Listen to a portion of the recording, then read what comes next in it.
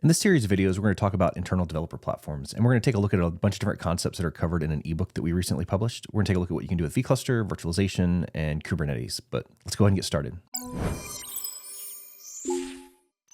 So we're going to talk about building internal development platforms. This series is designed for practitioners. There's an ebook associated with this presentation, and the link is in the description. Join us for multiple videos where we're going to cover concepts over each of the 8 chapters. And in this first video, what we're going to cover is understanding the concepts of Kubernetes and the need for virtualization. So this first chapter is the introduction to Virtual Kubernetes Clusters. So what is Kubernetes? What is the need for virtualization? What are the benefits of Virtual Kubernetes Clusters? What are some of the use cases? And then we're going to do a conclusion and talk about what's coming up next. So what is Kubernetes? Kubernetes is an open source system for automating deployment, scaling, and management of containerized applications.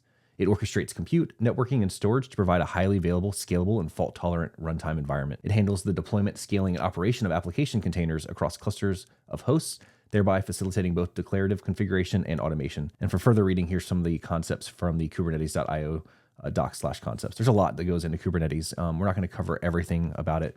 If you want some further reading, go ahead and head over here. But basically, it's a way to orchestrate containers. It's also kind of a development platform giving you the ability to create CRDs and different ways of managing the containers by extending it. So it's very powerful. It's super complicated, and there's a lot that it can do. But there's some things it can't do. So there's a need for virtualization. So Kubernetes is efficient at managing resources at the container level, but there's a few challenges that come along with that. So interacting with the physical cluster resources, resource inefficiency, escalating costs, and complexity of cluster management. But virtualization helps split the cluster up, right? So you can run multiple virtual clusters on a single physical cluster, which is going to help with some of the resource inefficiency. And then you can lower costs by using fewer clusters. So there's a need for virtualization when you want to get into multi-tenancy, cost savings, and then just using your Kubernetes cluster a bit more efficiently instead of just using it for like a couple of things that are running on it and then having a bunch of clusters. So what are the benefits of virtual Kubernetes clusters? So resource efficiency and cost effectiveness. So you can maximize hardware utilization, allowing multiple virtual clusters to share the same underlying physical resources. You can reduce overhead, minimize waste, and lower capital expenditures and operational costs.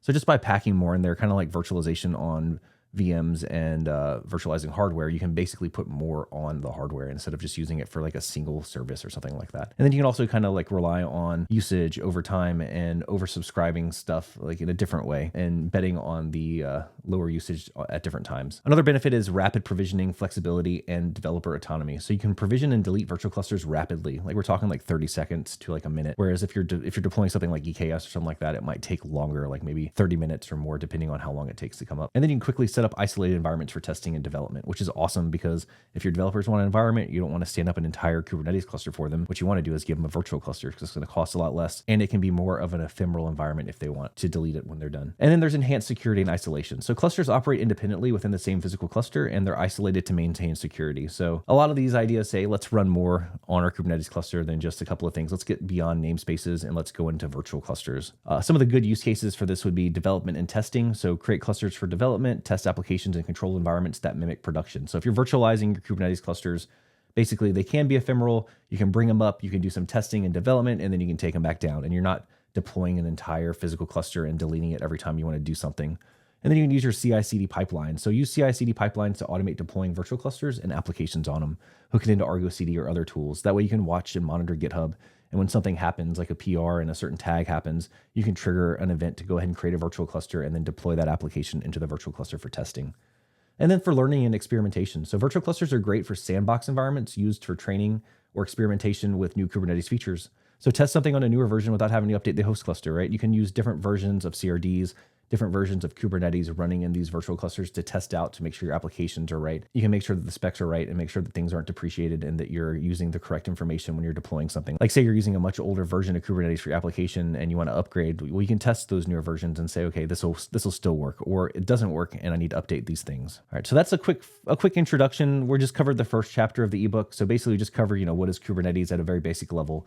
Why virtualization, some of the use cases. And then next up, what we're going to do is start talking about vCluster and understanding vCluster. So check out the next video that's coming out, or if you want to jump ahead, go ahead and check out the description and read the ebook. But we'll go ahead and cover this stuff in detail, and I'll have some slides with a little bit of information that's from the ebook and then a little bit of information that's outside of it too. So I hope you enjoyed this video. I hope it was helpful. Let us know if you have any questions. Join us on Slack, like the video, subscribe, or post something in the comments if you have any questions or want to let us know like what you want to see next. But thank you so much. Bye.